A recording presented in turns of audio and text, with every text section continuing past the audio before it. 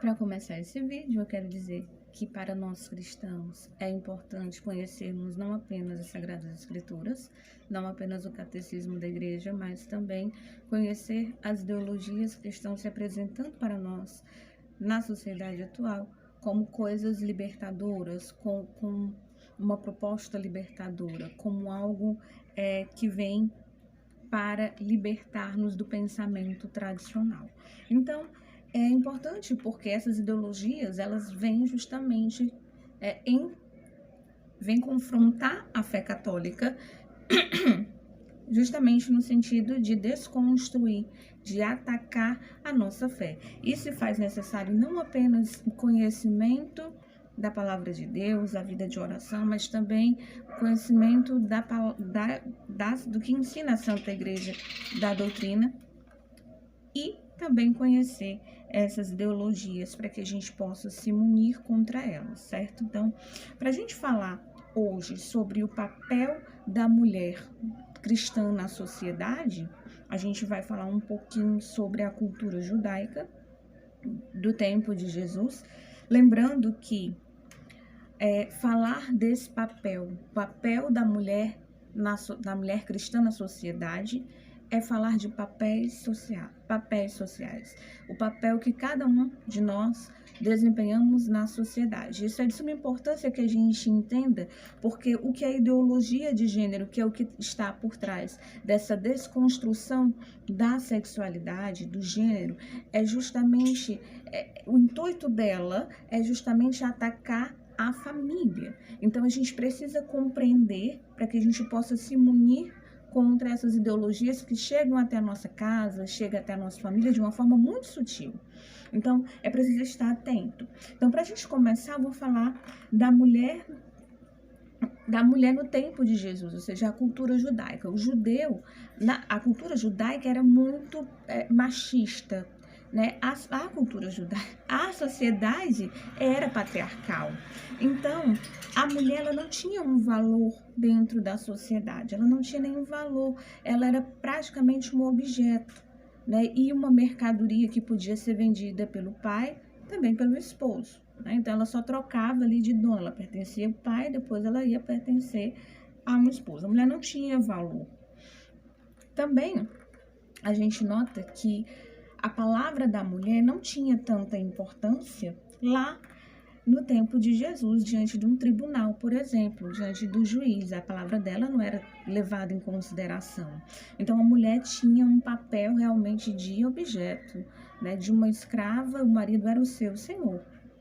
E Jesus, ele vem justamente nesse tempo mostrar, ele vai quebrar paradigmas, e ele vem mostrar que esse pensamento de misoginia nessa sociedade patriarcal não era o pensamento de Deus. E aí Jesus vai começar a quebrar os paradigmas e mostrar para aquela sociedade que aquele pensamento de opressão sobre as mulheres da sociedade, né? Opressão dos homens sobre as mulheres, de uma sociedade machista sobre essas mulheres, não era o pensamento de Deus, não era desejo do coração de Deus, mas desejo do coração do homem. E aí Jesus vai começar a quebrar paradigmas pela forma como Jesus tratava as mulheres, de uma forma muito dava a elas uma importância, assim como ele dava aos seus discípulos. E a gente vai começar a observar que não era comum as mulheres seguirem os mestres, e a gente começa a observar que Jesus vai ter dentro entre os seus discípulos, mulheres também, assim como a sua mãe o acompanhava e seguia nas suas missões. E a gente começa aqui a observar que o primeiro paradigma que Jesus vai quebrar é quando ele vai de encontro, não estou falando na ordem cronológica dos fatos, mas eu vou citando os fatos para a gente poder ir compreendendo. Quando Jesus não permite ou não condena Maria Madalena, ou seja, quando ele não permite que ela seja apedrejada. Então, aquilo causou um impacto na sociedade, uma sociedade misógina, uma sociedade patriarcal, uma sociedade extremamente machista. O judeu rezava todos os dias de manhã, na sua bênção matinal, a seguinte oração: Bendito sejas tu, eterno Deus do céu, Rei do universo, que não me fizeste gentil, não me fizeste mulher, não me fizeste ignorante. Essa oração do judeu. Então, Jesus vem quebrar, vem romper com esses pensamentos. Segundo paradigma que Jesus vai quebrar, quando Jesus se aproxima de uma mulher samaritana. Judeus e samaritanos não se davam bem. No entanto, Jesus não só se aproxima da samaritana, como inicia com ela um diálogo, que também não era costume na época, porque as mulheres, elas não podiam falar com outro homem que não fosse o seu marido. As mulheres, a elas era delegado o poder de ficar em casa, de cuidar dos afazeres domésticos, de cuidar dos filhos, o cuidado com o esposo. Esse era o papel da mulher na sociedade em que Jesus estava, no tempo de Jesus. E as mulheres, elas não podiam sair na rua sozinhas, elas não podiam sair de casa, elas não podiam receber outro homem na sua casa, ou seja, elas não podiam receber um estranho na sua casa, se o marido não tivesse. E aí Jesus vai quebrando paradigmas. Note que no tempo de Jesus, as mulheres, a palavra da mulher diante de um tribunal praticamente não tinha nenhum valor.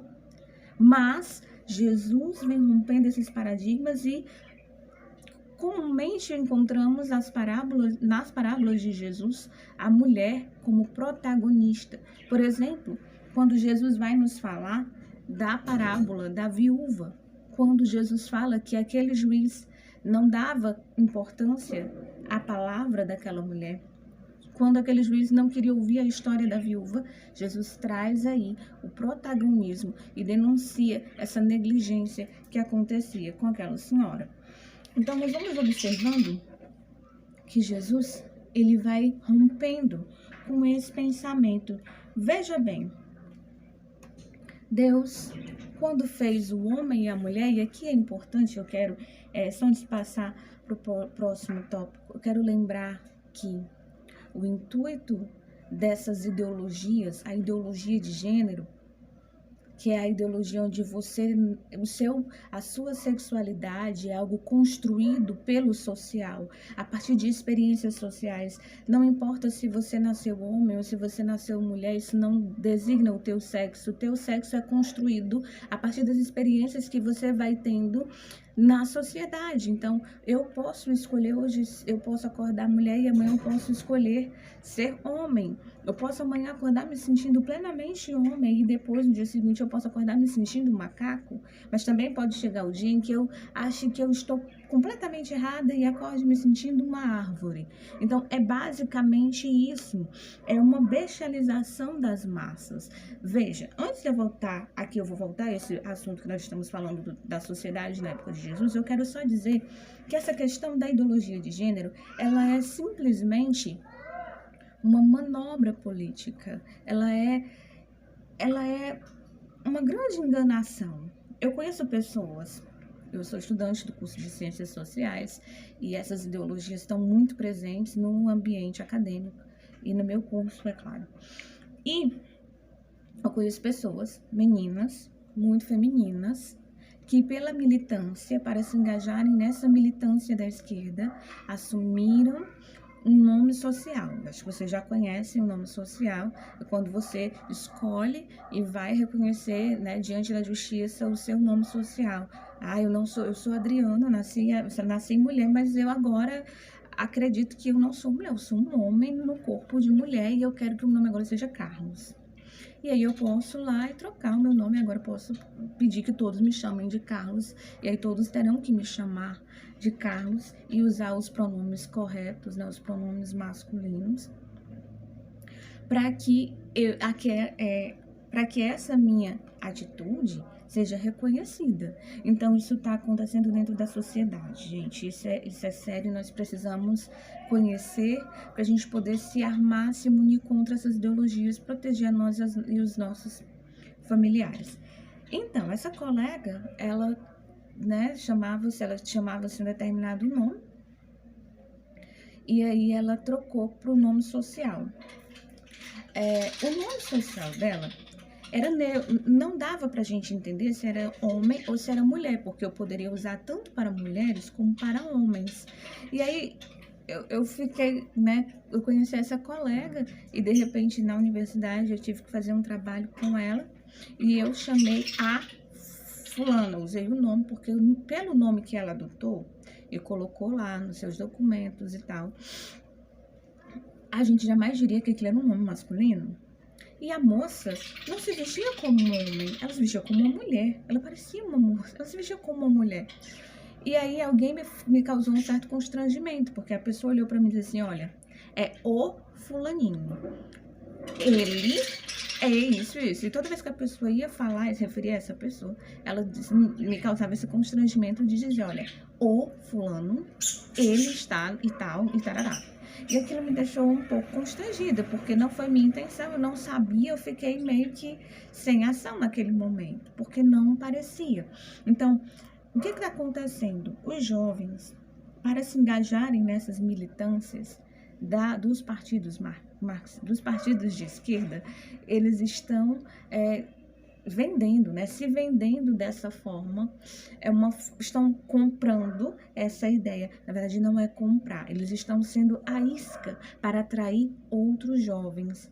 Só que aqueles que sabem, que estão no jogo, vamos dizer assim, os que entram para a militância, eles estão no jogo, eles compreendem que aquela não é a verdade, eles sabem que aquilo é uma falácia, mas eles estão se vendendo, eles estão jogando, e aí eles vão fazer isso, vão assumir essa postura diante da sociedade, e é como um testemunho.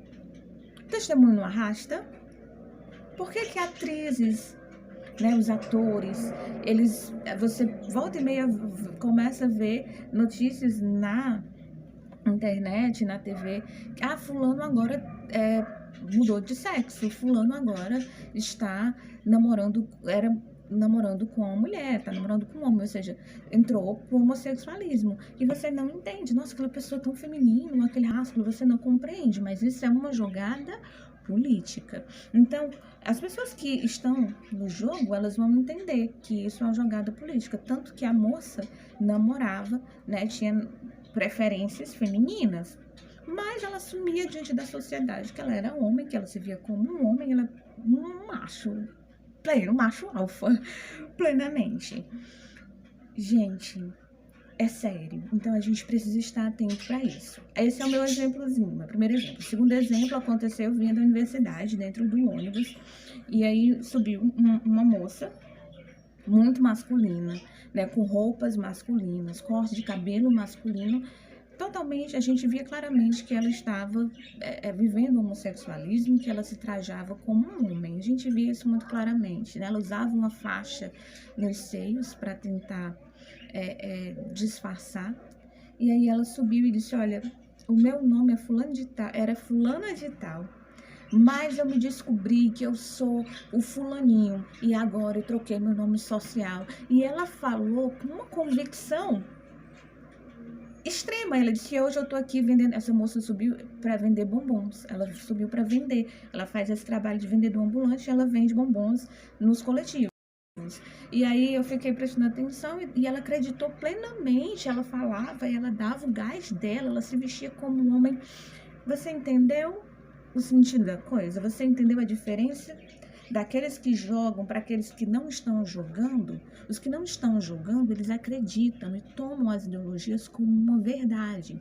Mas a sordidez do jogo é ridículo. Veja que aqueles que estão jogando, eles não vestem de fato a camisa, eles estão desempenhando papéis, eles estão jogando.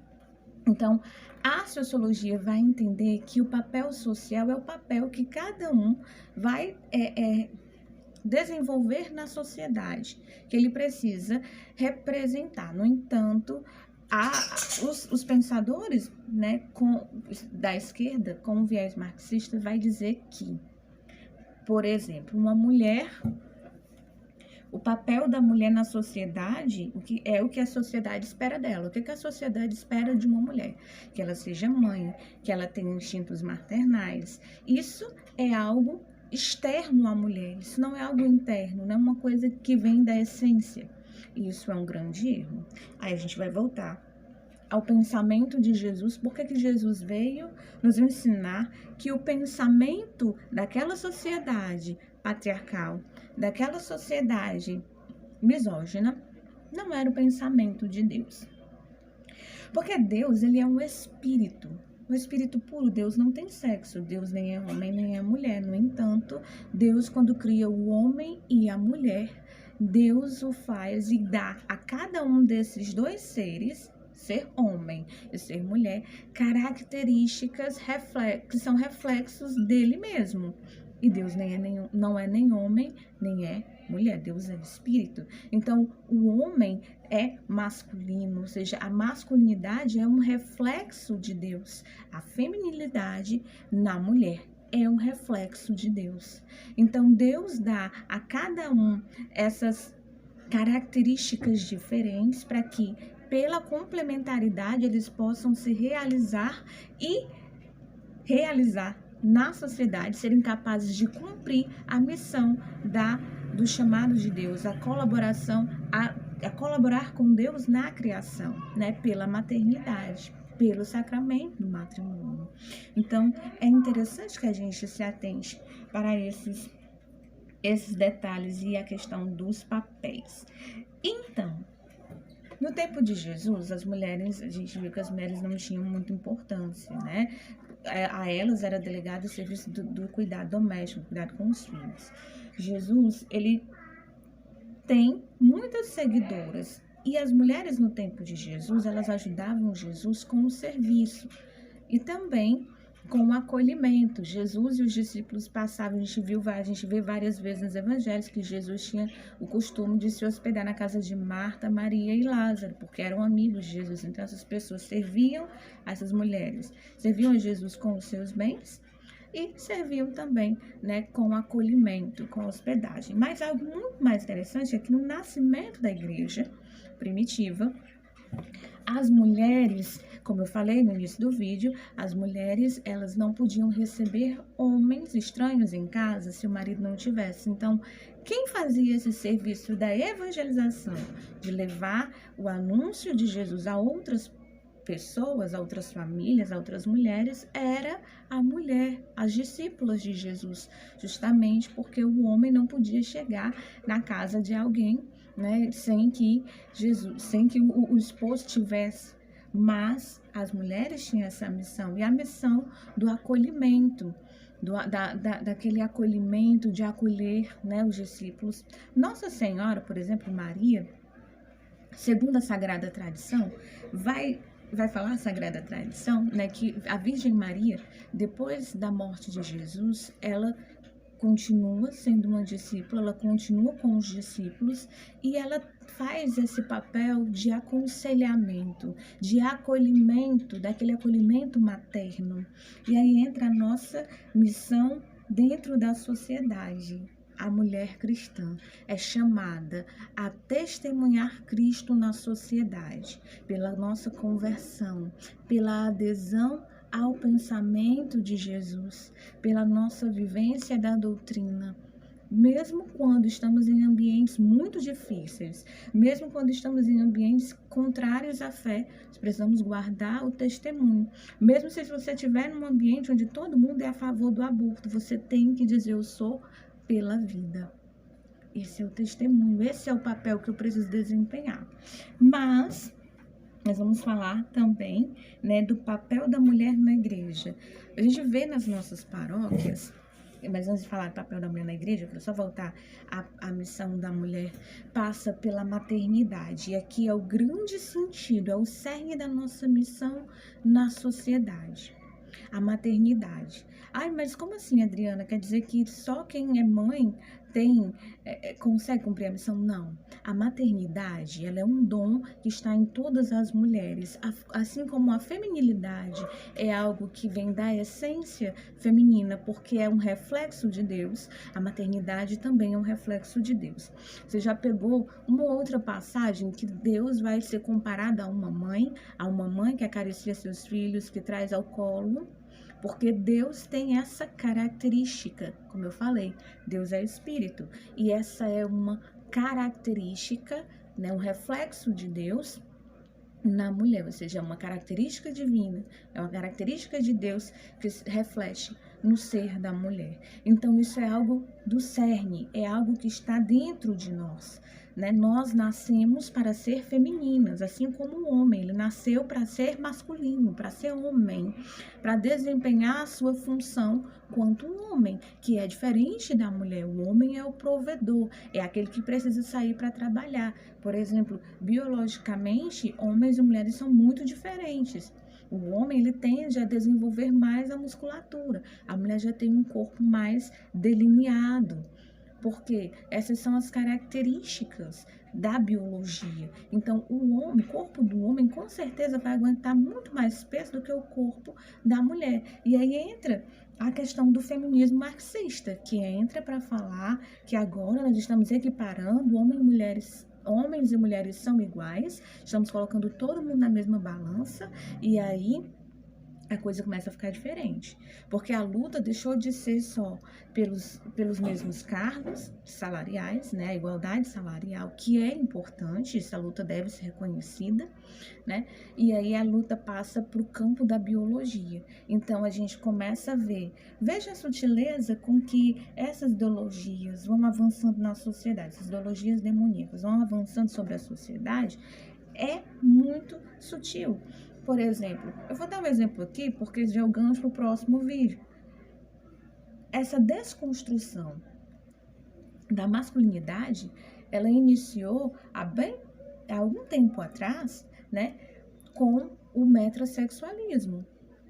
Então, ele vai só avançando, ele vai só evoluindo. E assim, os pensamentos do feminismo marxista, né? Então, começa lá a luta das sufragistas. Então, o movimento feminista marxista, né, tiveram assim várias ondas, né, em 1930, depois na década de 60, 70, por aí. Aí década de 60, 70 já é a luta pelos direitos reprodutivos, e elas vão justamente atacar a figura feminina, a maternidade, com a esterilização das mulheres. E aí entra a nossa resistência, aí entra o nosso papel de defender a vida. A maternidade é algo intrínseco à mulher. A mulher nasce para ser feminina.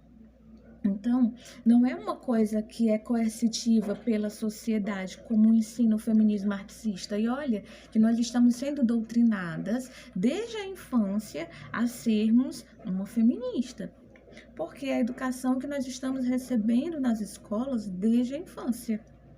Então, nós temos que ficar atento, porque como nós estamos sendo educados, né, a desconstruir o feminino dentro de nós, essa essência feminina, a gente acaba naturalizando, a gente acaba achando que aquilo é algo normal, mas não é. Então, esse é o ponto que nós precisamos ter atenção. Então, o feminismo marxista, ele tenta trazer essa falsa igualdade entre os sexos. A mulher não é mais.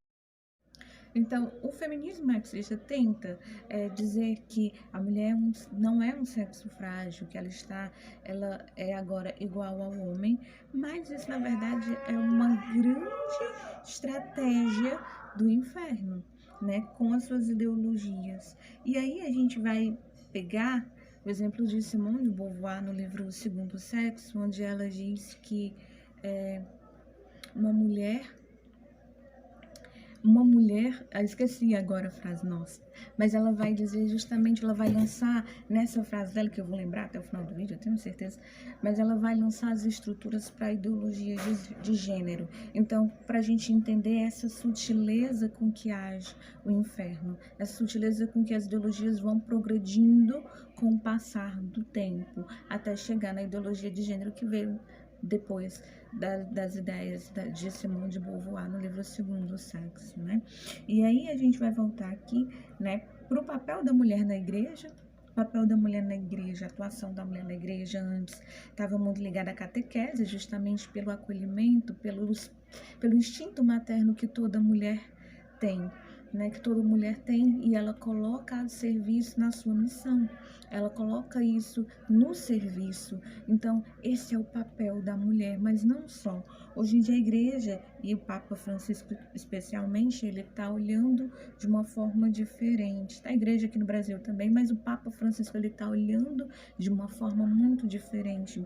Um exemplo disso é a freira inglesa, né, a Ellen Alford, que foi nomeada recentemente para o cargo da presidência da Academia Pontifícia das Ciências Sociais, né? Então, a mulher está ganhando um destaque dentro da igreja, no serviço na igreja. Claro, a gente não vai defender aqui, né, coisas absurdas, como, por exemplo, mulheres poder exercer o sacerdócio. Claro que não, isso a igreja é contra e nós somos mais contra ainda. Mas o Papa está mostrando, né, que as mulheres podem alcançar cargos de chefia dentro da igreja. E isso já mostra que o pensamento da igreja não é como nos contam o feminismo marxista, certo? E a desconstrução da figura feminina, né? Por exemplo, eu lancei esses dias uma pergunta inquietante lá na página do Facebook. Eu perguntei se as pessoas sabiam a respeito da desconstrução da masculinidade. Muitas pessoas responderam que sim, outras não faziam ideia, mas a maior parte tinha pelo menos uma ideia do que era essa desconstrução. E aí, o papel da sociologia do mal, né, dessa sociologia, é desconstruir os papéis, o papel que nós estamos representando dentro da sociedade, papel de homem, papel de mulher. Então, eles estão desconstruindo. Por isso que precisa deixar o homem afeminado, né, porque eles causam uma bagunça. Lembra que eu contei para você do constrangimento que eu passei no vídeo, há pouco atrás no vídeo, né, que a moça era muito feminina, mas adotou o nome social e a gente não sabia porque ela era muito feminina. O nome também não dizia muito se era mulher ou se era homem, enfim. Então, o papel da ideologia de gênero é causar mesmo essa confusão, desconstruir, né, o papel, a sexualidade e a dignidade da mulher enquanto mulher e do homem enquanto homem. Então, eu vou criar futuramente, nos próximos dias, um vídeo sobre a desconstrução da masculinidade, que são pontos importantes. A gente dá esse nome, né, dos conceitos, a gente dá os conceitos, nome dos conceitos, e aí a gente joga isso nas redes sociais. Às vezes a pessoa não entende, pensa que a gente está a favor, mas na verdade a gente quer mostrar justamente o contrário, a gente quer expor a realidade sobre os fatos. Eu vou ficar por aqui, né? Vou encerrar esse momento. Então, só antes de finalizar, eu só queria dizer que o nosso papel, o papel da mulher da mulher cristã na sociedade é dar testemunho de Jesus pela nossa maternidade. Não só você que já é mãe, mas toda mulher tem dentro de si o dom da maternidade, a forma acolhedora de ser testemunha do Evangelho na nossa feminilidade. A igreja, Jesus, ele nos convida, todo homem e toda mulher, a construir uma sociedade pautada nos valores cristãos, a construir um mundo melhor. Então, vou ficando por aqui. Então, se você ficou até aqui, deixa seu like, faz a sua inscrição no vídeo. Foi muito difícil gravar, né? Essa semana foi semana de preparação, de estudo, de criação de roteiro e conteúdo. Então, foi muito difícil, fui muito atacado, fui muito perseguida. Para gravar esse vídeo deu um maior trabalho, né? Deu um trabalhão. Tive que gravar várias vezes. Mas é isso. Que Deus abençoe você. Até o próximo vídeo. Salve Maria Santíssima.